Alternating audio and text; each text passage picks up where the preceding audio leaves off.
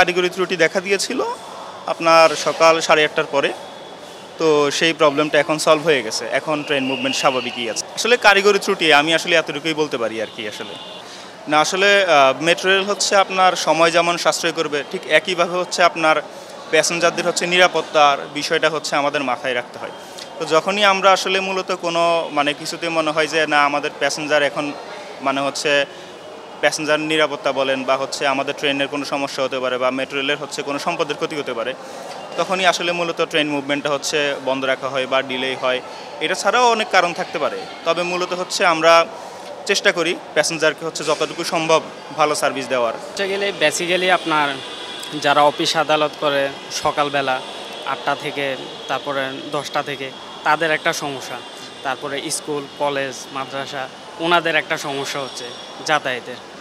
তো এটা নিয়ে আমি বলতে চাচ্ছি যে আর যাতে কোনো সমস্যা না হয়, যে সরকারের একটা ব্যবস্থা নেওয়া উচিত যে টাইম টু টাইম ছাড়ার জন্য বা করার জন্য, তাহলে যে সমস্যাটা সমাধান হবে।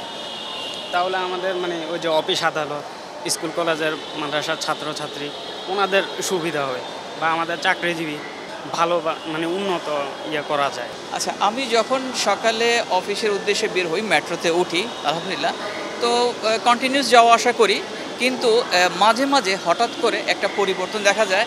তো নামার সময় হঠাৎ করে বলছে যে আপনার ট্রেনটি কিছু সময় বিলম্ব হবে। তো আসলে এটা বলা সহজ, কিন্তু আমরা যারা অফিসগামী, আমাদের রেগুলার যে অফিস করতে হয়, এটা আমাদের জন্য একটা ভোগান্তি।